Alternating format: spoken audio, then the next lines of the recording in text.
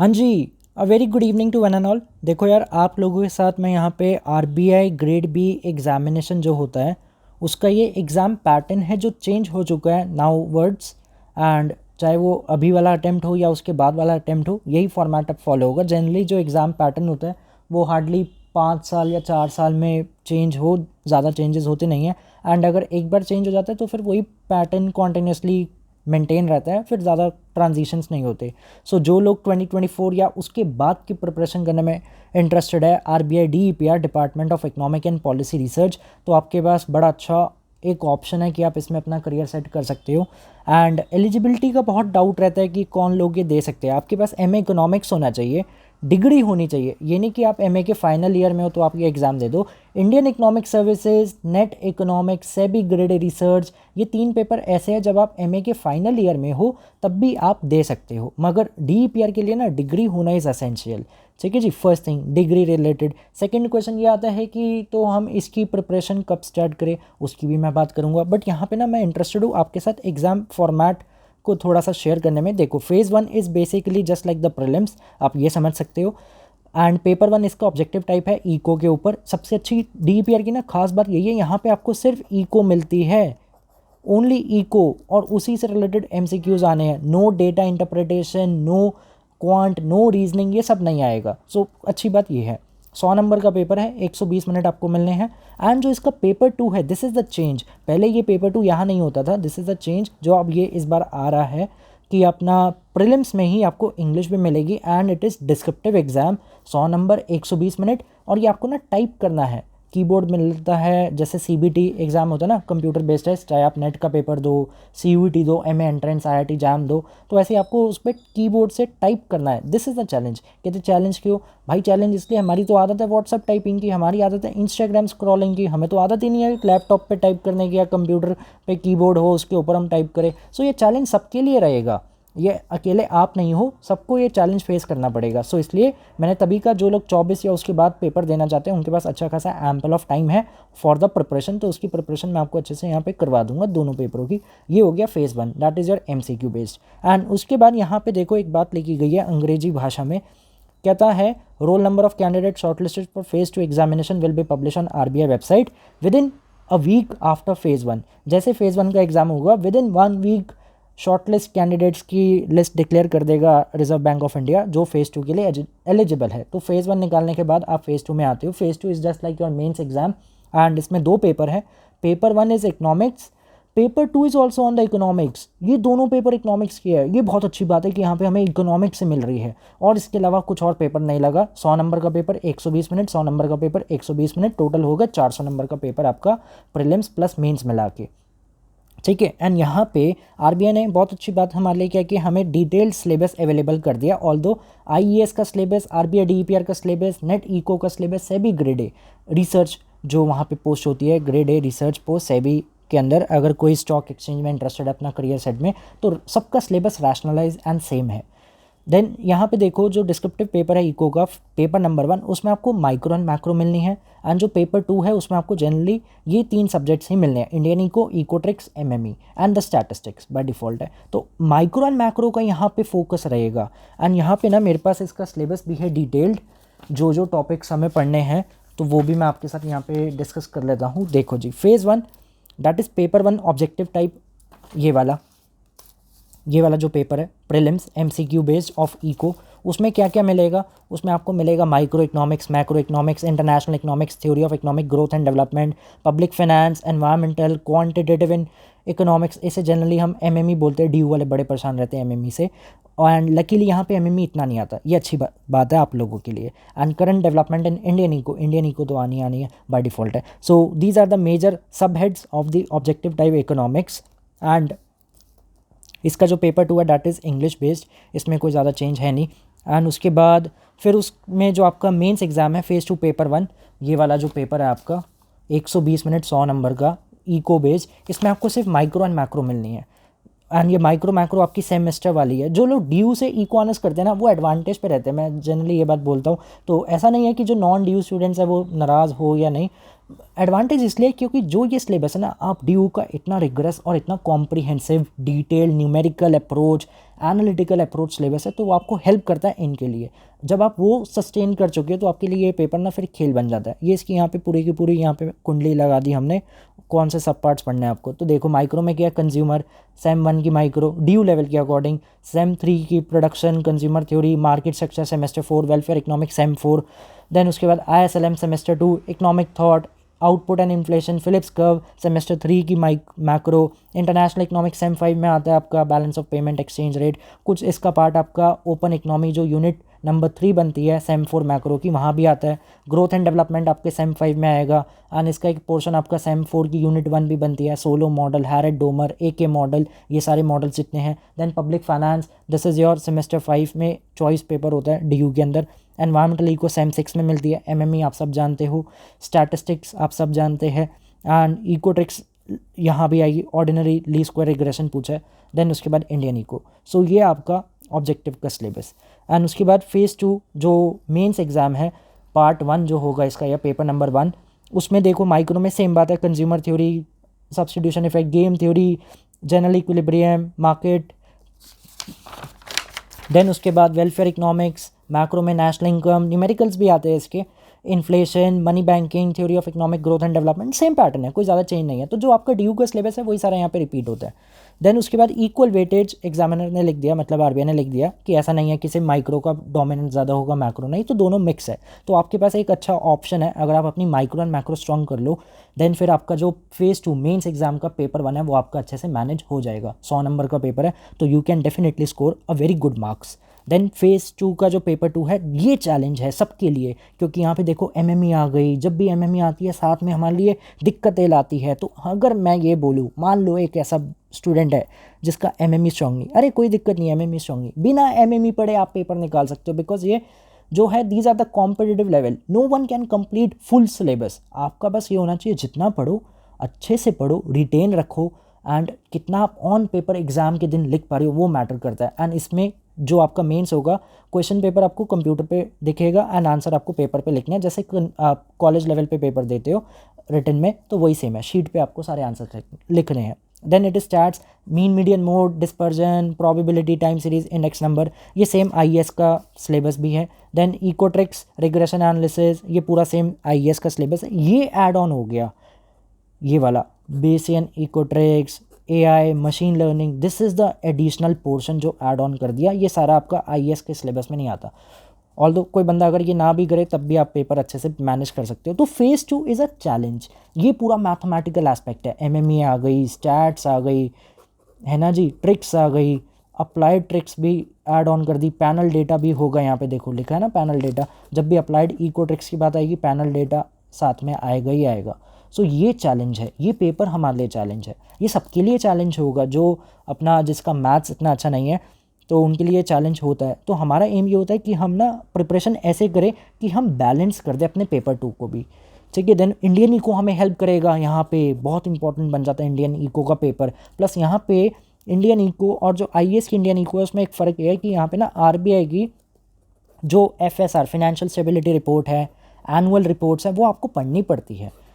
तो ये additional content है जो यहाँ पे आपको पढ़ना, लिखा भी होगा यहाँ पे इन्होंने, देखो जी, equal weightage that have to be given to the quantitative and Indian eco.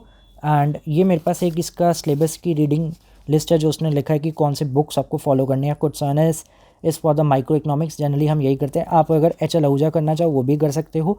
Hall वेरियन की जो वर्क बुक है DU लेवल पे जो चलती है वही सेम आप करते हो वहाँ। एंड सेम माइक्रो के न्यूमेरिकल्स यहाँ भी बनने उससे।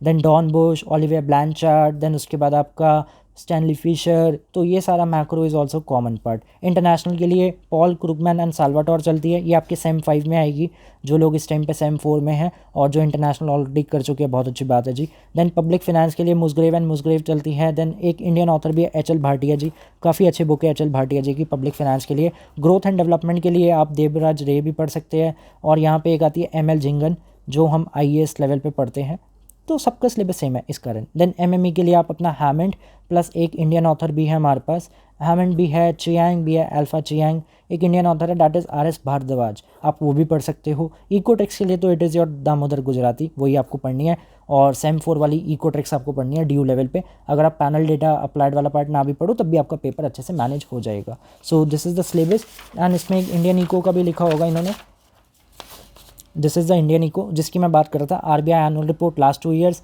Trend and progress of banking in India, ये बहुत इंपॉर्टेंट टॉपिक है क्योंकि रिटन एग्जाम है ना, तो इस पर क्वेश्चन आएगा ही आएगा। मॉनेटरी पॉलिसी रिपोर्ट पे क्वेश्चन आएगा, एफएसआर पे क्वेश्चन ज़रूर आएगा। जो इस बार पेपर दे रहे हैं, ये बात यूट्यूब पे जाएगी वैसे भी वीडियो, तो आप मैच करके देख लेना पेपरों के बाद। और जो बात मैं अभी बोल रहा हूँ इस पर डेफिनेटली क्वेश्चन आने हैं, 2 क्वेश्चन कन्फर्म है, आएंगे ही आएंगे पक्का, जो इस बार पेपर दे रहे हैं। ठीक है जी। एंड यहाँ पे हमारी क्लासेस का जो पैटर्न है मैं आपको वो भी डिस्कस कर दूं। Basically the registration are open for the 2024 and onwards. भाई देखो, मैं कोई क्रैश कोर्स वगैरह नहीं करवाता भाई, 40 दिन में कोर्स पूरा कर दो, 50 दिन में कोर्स पूरा कर दो, ये सब ये टंटेबाजी यहाँ नहीं चलती है। कोई वो नहीं है यार आपका स्कूल लेवल का एग्ज़ाम, ठीक है, आरबीआई का एग्ज़ाम है, ऑल इंडिया लेवल एग्ज़ाम है, 40 दिन में क्रैश कोर्स। भाई 40 दिन में ये कोर्स करवाना मजाक चल रहा है क्या? ठीक है, कोई ये वो खेल नहीं है अपना कठपुतली वाला कि 40 दिन में करा दिया, मेरे लिए पॉसिबल नहीं है। और आप भी जानते हो सारे पढ़े लिखे लोग हैं कि भाई 40 दिन में इतना कुछ नहीं हो सकता। इस कारण तो 2024 एंड ऑनवर्ड्स जिसको अटेम्प्ट देना है आरबीआई डीईपीआर का, उनके लिए बड़ा अच्छा ऑप्शन है। वो क्या, पर्टिकुलरली उन लोगों के लिए जो अभी बीए इको के फाइनल ईयर में आ रहे हैं या आ चुके हैं या अपने ऑलरेडी फाइनल ईयर में है। तो फर्स्ट थिंग, आईईएस जो एग्ज़ाम है इंडियन इकोनॉमिक सर्विसेज, उसकी प्रिपरेशन के साथ हम आरबीआई डीईपीआर की भी प्रिपरेशन करते हैं। आपको इसके लिए कोई अलग से कोर्स या बुक वगैरह लेने की ज़रूरत नहीं है। देन इसके साथ एनटीए का नेट एग्ज़ाम होता है जो इको बेस्ड, वो भी आपको इंक्लूड मिलेगा पैकेज में। सेबी ग्रेड ए रिसर्च जो है वो भी आपको इंक्लूड मिलेगा। तो इन तीनों की प्रिपरेशन मैं आपको साथ ही करवाता हूँ, इंटीग्रेटेड कोर्स। और इसमें आपके पास फ़ायदा ये भी है, आपको एमए इको का एंट्रेंस देना है। जैसे बहुत लोग होते हैं कहते हैं कि हमें भाई एमए अच्छी जगह से करनी है, ठीक है जी, कोई दिक्कत नहीं है। आपको एमए एंट्रेंस का जो सीयूईटी का जो पैटर्न है उसकी भी प्रिपरेशन मिलेगी, plus IIT jam, MSc economics. जो ड्यू वाला बंदा है उन्हें नहीं पता होता कि आप एमएससी इन इको आईआईटी से भी कर सकते हो, दिल्ली से भी कर सकते हो, एंड आप रुड़की, 2 ऑप्शन आपके पास है। एंड फॉर द 2024 ऐसा सुनने में आया IIT Guwahati is also interested to introduce MSc in economics. तो आपके पास 3 आईआईटीज़ के भी ऑप्शन है। सीयूईटी में तो वैसे भी 30+ यूनिवर्सिटीज़ है, वो भी ऑप्शन है, प्लस आईएसआई का भी ऑप्शन है, वो अलग पेपर करवाता है। Then IIFT Indian Institute of Foreign Trade, वो अलग अपना पेपर करवाता है। साओ है, वो अलग पेपर करवाता है अपना कंडक्ट। देन अशोका है, वो भी अलग पेपर कंडक्ट करवाता है। तो इसकी वीडियो मैंने ऑलरेडी बना रखी है एंट्रेंस की, आपको यूट्यूब चैनल पे मेरे मिल जाएगी कि हमें इको के रिगार्डिंग अगर किसी के डाउट्स है कि कहाँ से करें। सो ये आपको सारा कॉम्प्लीमेंट्री मिलता है एक साथ। होता क्या है, जब मेरा ये पढ़ाने का स्टार्ट किया था तो मेरा यही एम था कि जो दिक्कतें मैंने फेस की ना, मैं उसको ओवरकम करूँ। जैसे जनरली आप अगर कहीं भी देखो तो आपको सारे इंस्टीट्यूट्स में एक चीज़ मिलेगी, भाई इसकी प्रिपरेशन अलग होगी, इसकी कोर्स फीस अलग होगी, इसकी अलग होगी, इसकी अलग होगी, इसकी अलग होगी, इसकी अलग होगी। कुछ लोग इन दोनों को इंटीग्रेट कर भी देते हैं, नो डाउट, बट ये जनरली आपको सारा अलग अलग ही मिलेगा। मैंने पूरा सर्च किया अच्छे से, तभी ये बात मैं ऑन रिकॉर्ड बोल पा रहा हूँ। मैं यहाँ पे सारा, मैं जीएसटी का जो एसेंस है वही फॉलो कर रहा हूँ। कैस्केडिंग इफेक्ट को एलिमिनेट कर दिया, जो भी कैस्केडिंग इफेक्ट आ रहा है सब एलिमिनेट। 1 नेशन 1 टैक्स 1 मार्केट की तरह ही, एक भारत अखंड भारत श्रेष्ठ भारत के तहत ही उस पर भी 1 course 1 preparation and many exams. एक ही कोर्स की हम प्रिपरेशन करेंगे बड़े एग्जाम की, और ये सारी इसके सबसेट है, ये छोटे छोटे सबसेट है। ये सारी प्रिपरेशन आपकी आराम से हो जाएगी। जैसे इस बार जब नेट का पेपर दिया था लोगों ने, और जब मैं स्टार्टिंग में पढ़ा रहा था 24 आईएएस बैच के लिए, तो बहुत लोगों के माइंड में यही था स्टार्टिंग में कि यार ये तो एमसीक्यू पेपर है, हम तो डिस्क्रिप्टिव पढ़ाई करते हैं इसके लिए, तो ये दोनों फॉर्मेट अलग है पेपर के। मैं यही बोलता था कि आपके फंडामेंटल स्ट्रॉन्ग होने चाहिए, कॉन्सेप्ट क्लैरिटी होनी चाहिए। जब आपकी ये 2 चीज़ें अच्छी, आप एमसीक्यू पेपर आराम से निकाल सकते हो। और तीनों लोगों ने 99 परसेंटाइल जनरल कैटेगरी में स्कोर किया इन इकोनॉमिक्स। बहुत बड़ी बात होती है 99 परसेंटाइल स्कोर करना, तो वो अचीवमेंट है उन लोगों की अपने आप में। तो उनके फंडामेंटल स्ट्रॉन्ग थे, उन्होंने कोई अलग से वो जो बाज़ार में जो किताब आती है ना, या अमेज़ॉन पे जिस पे लिखा होता है 5000 MCQ प्लस, ऐसे बुक के जो कवर पेज रहते हैं जनरली अट्रैक्शन के लिए, मार्केटिंग स्ट्रेटजी है सबकी अपनी अपनी है, तो वो जो रहता है उसको आप पढ़ के पेपर नहीं निकाल सकते। मैं आपको ऑन रिकॉर्ड ये लिख के दे दूंगा, आप बोलो कि आपने एमसीक्यू की किताब पढ़ी और कॉन्सेप्ट नहीं पढ़े, आपका पेपर निकल जाएगा, the answer is big no. But yes, अगर आपने आईएएस का पेपर पढ़ा, आईएएस मीन्स अगर आपने डिस्क्रिप्टिव पढ़ाई की, चाहे अगर आपने सेमेस्टर की अपनी ड्यू रीडिंग्स को, ड्यू के नोट्स को जो मेरी साइड से भी प्रोवाइड होते हैं, अगर आपने वो भी अच्छे से पढ़ लिया तो आप ये पेपर आराम से निकाल सकते हो, एनी पेपर, दिस। तो वही उन लोगों ने पढ़ा था और तभी उनका पेपर क्रैक हुआ। सो स्ट्रैटेजी इज़ वेरी सिंपल। तो ये सारा इंटीग्रेटेड है। आपके लिए अच्छी बात ये है कि अगर आपका 2024 या उसके बाद है तो आप अभी से तैयारी कर सकते हो। आपका एमए भी इंक्लूड है, आईआईटी भी इंक्लूड है, एंड मेरे जो कोर्स की सबसे अच्छी खास बात है that is life time validity. Life time validity means यहाँ पे कोई ऐसा वो टंटा नहीं है 6 महीने का एक्सेस होगा रिकॉर्डिंग का या 1 साल का होगा, ऐसा कुछ नहीं होगा। जब तक आपका एग्ज़ाम नहीं क्लियर होता तब तक आपके पास सारा एक्सेस रहेगा, या जितने भी अटैम्प्ट्स आपके पास है तब तक। देन आपको सारी की सारी बुकलेट्स, रिसोर्स बैंक हमारी साइड से मिलेगा, बाहर से आपको कुछ भी नहीं लेना। देन उसके बाद टेस्ट सीरीज़, लगभग 70 पेपर्स टेस्ट सीरीज़ में इंक्लूड है, वो आपको मिलेंगे। प्लस एमसीक्यू की एडिशनल प्रैक्टिस आपको मिलेगी अपार्ट फ्रॉम द कॉन्सेप्ट, क्योंकि जिनका एंट्रेंस निकालना है और जिन्होंने डीईपीआर में भी देखो फेज़ 1 एमसीक्यू है, ये भी एमसीक्यू बेस्ड है, तो एमसीक्यू के ऊपर अलग से सेगमेंट चलेगा हमारा। प्लस उसके साथ आपको डाउट सपोर्ट तो मिलता ही है पूरा का पूरा। जो लोग पढ़ चुके हैं मेरे से या जो लोग पढ़ते हैं उन्हें ये बात अच्छे से पता है कि यहाँ पे मैं कोई कमी आने नहीं देता। ये सारे के सारे हमारे फीचर्स हैं, एंड बाहर से आपको कुछ नहीं लेना। प्लस इसमें इंग्लिश भी इंक्लूड है, इसमें जीएस भी इंक्लूड है, क्योंकि आईएएस के पेपर में जीएस और इंग्लिश आती है, आरबीआई के पेपर में भी इंग्लिश आती है, तो ये आपको मिलेगा। प्लस ये वाला कुछ पोर्शन आपका सीयूटी के एंट्रेंस में भी आता है, तो that is also covered in this. I don't think कि इससे अच्छा कोर्स फीचर या कोर्स पैकेज आपको कहीं मिल सकता है। But the only thing is required, आपको पढ़ाई करनी पड़ेगी। ये सोचो कि भाई मैंने पढ़ा दिया और आप ना पढ़ो, ऐसा नहीं होगा। It's a 2 way process. Consistency is the only key जो आपको अपने लिए लानी है। So this is my WhatsApp as well as my calling number 9811042456। नाम है मेरा समदीश डी शर्मा। आप इस पर व्हाट्सएप या कॉल करके जो भी आपके डाउट्स है वो आप पूछ सकते हो। प्लस हमारा एक व्हाट्सएप ग्रुप है जिसपे मैं टाइमली सारे के सारे ये अपडेट शेयर करता रहता हूँ। न्यूज़ वगैरह, एग्ज़ाम पैटर्न, कुछ क्वेश्चंस वगैरह भी उसमें मैं शेयर करता हूँ। सो ये पीडीएफ वगैरह सारा मैंने ड्राइव पे ऑलरेडी अपलोड कर दिया है। जिसको भी ये पीडीएफ चाहिए हो, you can just WhatsApp me and I will share. ठीक है, so these are the features. And classes कब से स्टार्ट होगी? दैट इज़ 3 जुलाई। सोमवार का दिन है, देवादिदेव महादेव जी का प्रिय दिन। तो 3 जुलाई तारीख निकाली है मैंने इस बार। 3 जुलाई से स्टार्ट होगा। कहते 3 जुलाई से स्टार्ट होगा, ख़त्म कब होगा? ख़त्म होगा आपका बाय दिसंबर एंड ऑफ 2023 से पहले आपका लगभग सारा कोर्स वाइंड अप हो जाएगा। And recordings are already there. लगभग पैटर्न जो हमारा चलता है उसमें 180 क्लासेस ऑलरेडी रिकॉर्ड हो चुकी है। सो 180 क्लासेस का एक्सेस आपको ऑलरेडी मिल जाएगा ऑन द रजिस्ट्रेशन। ये आपके पास ऑलरेडी रहेगा। प्लस लाइव क्लासेस तो जो चलेगी वो तो चलेगी 3 जुलाई से। उससे पहले अगर कोई एक्सेस चाहता है, आप अपनी सीट रिजर्व करके आप मेरे से रिकॉर्डिंग का एक्सेस आपको मिल जाएगा, कि ताकि आपका जो जून का महीना है वो वेस्ट ना हो। ठीक है, that is also very important. वो पैटर्न मैं आपको बता ही दूंगा जो भी एनरोल करते हैं, कि आपको कौन सी वीडियोस पहले देखनी है, क्या सीक्वेंस रखना है। एंड उसके बाद 3 जुलाई से फिर लाइव क्लासेस होगी, वो सेपरेट चलेगी। एंड ये आपको एडिशनल सपोर्ट मिल जाएगा 180 क्लासेस का। तो आप रिकॉर्डिंग भी देख सकते हो और लाइव क्लासेस भी देख सकते हो। लाइव प्लस रिकॉर्डिंग दोनों का ऑप्शन आपके पास है। एंड जो भी डाउट्स आते हैं आपके पास पर्सनलाइज डाउट सेशन का भी ऑप्शन है, कि ये डाउट आ रहा है तो वो भी आप मेरे से सीधा कनेक्ट करके आप पूछ सकते हो। ठीक है, सो जितनी भी बातें थी वो मैंने आपको सारी बता दी। डीईपीआर, एनटीए सारा इंटीग्रेटेड है। एंड 3 जुलाई से क्लासेस स्टार्ट होगी, दिसंबर एंड तक we are done with our syllabus. IIT JAM का पेपर जनरली फेब एंड के आसपास होता है, तो इसलिए दिसंबर एंड के बाद आपके पास जैन का महीना पूरा अच्छे से पड़ा है, ताकि आप अपने टेस्ट वगैरह दे सको और जो भी आपके डाउट्स आते हैं वो भी आप क्लैरिफाई कर सको। MA eco entrance CUET pattern में भी आपके पास अच्छा खासा टाइम है। मई के अराउंड ये पेपर होता है, मई जून। प्लस कुछ यूनिवर्सिटीज़ का मई में होता है, तो वो भी आप दे सकते हो। एंड एनटीए, जो लोग एमए के फर्स्ट ईयर या एमए के फाइनल ईयर में, वो अपने एमसीक्यू पेपर नेट की तैयारी कर सकते हैं, सेबी ग्रेड ए रिसर्च की तैयारी कर सकते हैं। एंड एमए के फाइनल ईयर में आते आते आप आईएएस दे सकते हो। जब आईएएस निकल गया तो फिर इसको क्यों देना?